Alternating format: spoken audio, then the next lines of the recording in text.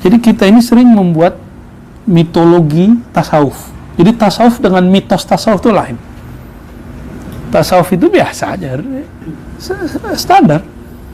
Ya, makan ya makan, kerja ya kerja, nikah ya nikah.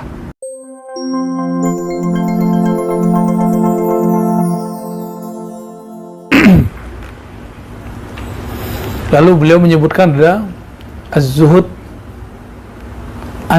az-zuhudu fi zuhud, zuhud dari merasa zuhud. Ada lagi tuh macam-macam. Jadi zuhud itu ada jenis-jenisnya. Tapi yang paling inti yang dikatakan Imam Ibn Arabi, zuhud itu adalah melepaskan kolbu dari sibuk kepada selain Allah, tapi tetap menjalani apa yang semestinya kita buat secara zahir di dunia. Ya. Jadi kalau kalangan santri itu ada mitos-mitosnya ngaji tasawuf, ngaji hikam.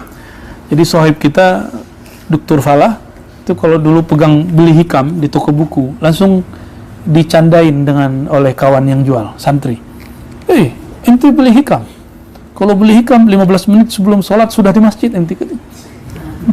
Ente kalau beli hikam gak usah kerja lagi. Zikir aja dari pagi sampai sore. Enggak ada urusan tuh, lain cerita. Jadi kita ini sering membuat mitologi tasawuf. Jadi tasawuf dengan mitos tasawuf itu lain. Tasawuf itu biasa aja, standar. Ya, makan ya makan, kerja ya kerja, nikah ya nikah. Ya. Ya. Kalau nikah lihat dia dulu.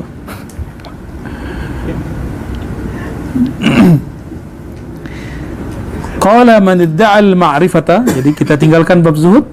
Man idda'a al-ma'rifata wa qata'ahu syai'un anillah fa huwa kadhib. Siapa orang yang mengatakan dia ahli ma'rifat tapi ada sesuatu yang mengganggu dia dari Allah, membuat dia lepas dari Allah, fa huwa kadhib. Maka dia pembual. Kalau bahasa siapa? Tukang ibul. Bahasa Rocky Gerung. Pembohong. Ya, kalau orang yang mengatakan dia ahli marifat, apapun kondisinya, dia tetap akan selalu terkoneksi kepada Allah Subhanahu wa taala. Mau senang susah, saat disenangi orang, tidak disenangi orang, kembalinya ke Allah. Ya.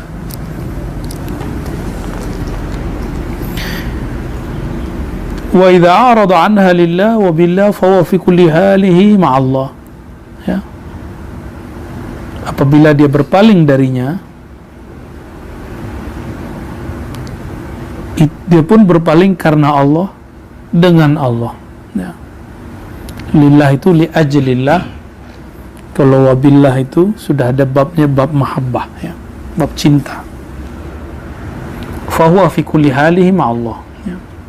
Jadi murid itu kalau berbicara bersama Allah. Wa yatakallama fa'anillah. Dia kalau berbicara mesti dari sini munculnya. Nah, bagaimana mungkin itu muncul? Tidak mungkin itu muncul kalau masih ada selain Allah di sini. Ya. Kalau kita ingin menerbitkan nur di dalam kolbu, maka kegelapannya harus dibuang dulu. Jadi kenapa orang-orang ilmunya mesti baca dulu baru faham, baca dulu baru bisa berkalam? Karena dia belum mengandalkan Allah di dalam kolbunya. Dia masih ada syirik khafi dalam kolbunya. Ya, khafinya khafi. Padahal ilmu kan dari Allah. Allah menurunkan ilmu kemana? Ke kitab atau ke kolbu? Ke dalam kolbu. Jadi di dalam kitab Rasyahat Ainul Haya yang berkaitan dengan silsilah Thariqah Naqsyabandiyah, di situ ada suatu ulasan mengenai perkataan ulama. Kenapa ilmu belum muncul dari dalam kolbu? Karena masih ada selain Allah di dalam kolbumu. Itu sederhana aja. Jadi kapan seseorang ilmunya orisinal, betul-betul tidak lagi ngambil dari luar? Luar itu cuma pendalilan yang ada di sini. Itu ketika mereka sudah fana fillah, Nah, bagaimana cara fana fillah? Mesti dibimbing guru yang juga fana kepada Allah. Ya, yang pernah fana, jangan yang lagi fana. Gurunya mesti sudah melewati makom itu. Kalau gurunya sedang fana, sama-sama tidak jelas ujungnya. Ya. Belajar silat bukan kepada orang yang sedang belajar silat, tapi kepada orang yang sudah selesai belajar silat, kira-kira begitu. Nanti kalau belajarnya kepada orang yang lagi belajar, ya sesat bersama. Hore, sesat bersama. Wa idza takallama fa'al. Kalau dia berkalam, kalamnya bukan lagi sekedar merujuk kepada yang zahir, tapi merujuk kepada yang itulah makna kalam Sidi Syekh Al-Imam Abu Yazid Al-Bustami. Jadi beliau berdialog dengan orang-orang yang mengandalkan hafalan. Beliau tidak menghina, cuma karena mereka menghina Abu Yazid, apa kata beliau? Kalian nih sok-sok hebat, ya. Akhaztum ilmakum min maitin an maitin wa akhazna ilmana min al-hayy alladhi la yamut. Terjemahin Bu ya. Ya. Itu ngeri, itu bahasa itu ngeri. Tapi itu saya pahamnya di situ. Ini kalimat ini. Kata beliau, ketika dihina oleh sebagian ahli tekstual, ahli teks, ahli hafalan, kau nih ya, sok ahli zikir, sok ahli marifat, ya, hafalan payah gitu. Apa jawaban beliau? Terima kasih. Tapi mau gimana pun juga kalian mengambil ilmu dari orang sudah mati. Itu buku yang kalian baca itu orangnya sudah mati. Si pengarang bukunya sudah mati.